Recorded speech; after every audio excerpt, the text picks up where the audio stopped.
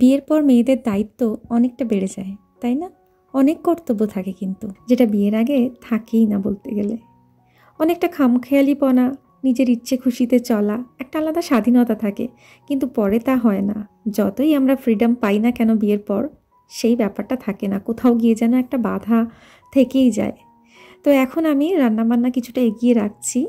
আমার হাজব্যান্ড যেহেতু লখনৌ যাবে অফিসের কাজে, তো প্রায় 24 ঘন্টার জার্নি, তাই অনেক কিছু টিফিন আমি ভেবেছি বানিয়ে দেবো যেটা ট্রেনে খাবে। তাই আগের দিন রাত্রে আমি সব রকম সবজি কাট করে রেখেছি, পেঁয়াজ ছিলে রেখেছি, সবগুলোকে আমি এইভাবে ফ্রিজে আপাতত রাত্রে রেখে দেবো, সকালবেলা চটজলদি পেয়ে যাবো। আর এখানে কাজু কিশমিশ আমি একটু আলাদা করে নিয়ে রেখে দিয়েছি, যেটা সকালবেলা ফ্রাইড রাইসে দিয়ে দেবো।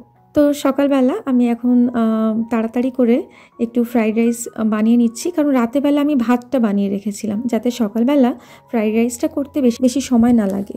এখানে আমি কাট করে রেখেছিলাম আগে থেকে যে ভেজিসগুলো, সেগুলোকে একটু ফ্রাই করে নেব। একটু নুন, চিনি আর গোলমরিচ গুঁড়ো আর একটু ঘি দিয়েছি। প্রথমে সাদা তেল দিয়ে কিছুটা ফ্রাই করে নিয়েছি, পরে একটু ঘি দিয়েছি, যাতে পুরো ব্যাপারটা রিচ না হয়ে যায়। আর ট্রেনে টুকটুক করে মাঝে মাঝে অনেক রকমের আইটেম খাবে আর আমার কথা ভাববে যে কত কিছু বানিয়ে দিয়েছে। তো যাই হোক, এখানে একটু মাংস আমি একটু এভাবে একটু কুচিয়ে নিয়েছি, সেটা দিয়ে দিয়েছি। আর এখানে দিয়ে দিচ্ছি একটা ডিম, সেটাকেও আমি এভাবে ভুজিয়া বানিয়ে নেব। তো মোটামুটি আমি অনেক রকম আইটেম দিয়ে এই ফ্রাইড রাইসটা বানাচ্ছি। চিকেন থাকছে, এগ থাকছে আর পনির থাকছে, তো মিক্সড ফ্রাইড রাইস বলতে পারো। তো এখানে আমি পনিরটাও ঘিতে ভেজে রেখেছিলাম, একটু হালকা করে ফ্রাই করে রেখেছিলাম, আর তার সাথে কাজু কিশমিশটাও একটু ফ্রাই করে নিয়েছিলাম, সেটাও লাস্টে দিয়ে দিলাম, দিয়ে ভালো করে ফ্রাই করে নামিয়ে নিয়েছি। খুব বেশি কোনো আর ফ্রাই করতে হয়নি, ভেজিটেবলগুলো ফ্রাই হলেই হয়ে যায়। তো এদিকে আমি আবার ওদিকে ফ্রাইং প্যানে আমি অন্যান্য ভেজিসগুলো দিয়ে দিয়েছি, আর এদিকে আমি এখন পনির পকোড়া বানাচ্ছি।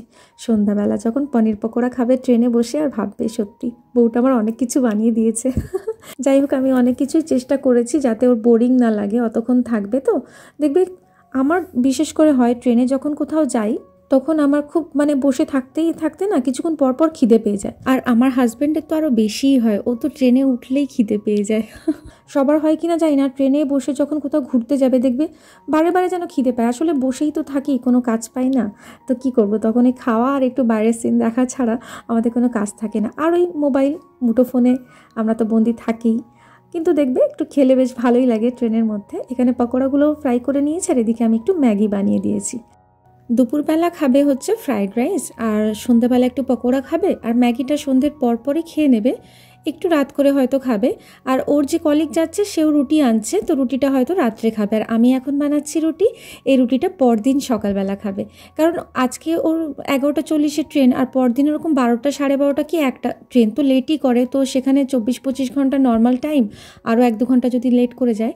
তো আমি এখানে গরম জল করে ময়দা দিয়ে রুটি বানিয়েছি, এবং গরম জল করে যদি রুটি বানানো যায়, সেই রুটি অনেক দিন সফট থাকে, 2-3 দিন তো ভালোই থাকে, আর পুরো অ্যাজ ইট ইজ সফট থাকবে, আর খুব ফুলকো ফুলকো রুটিও হয়েছে।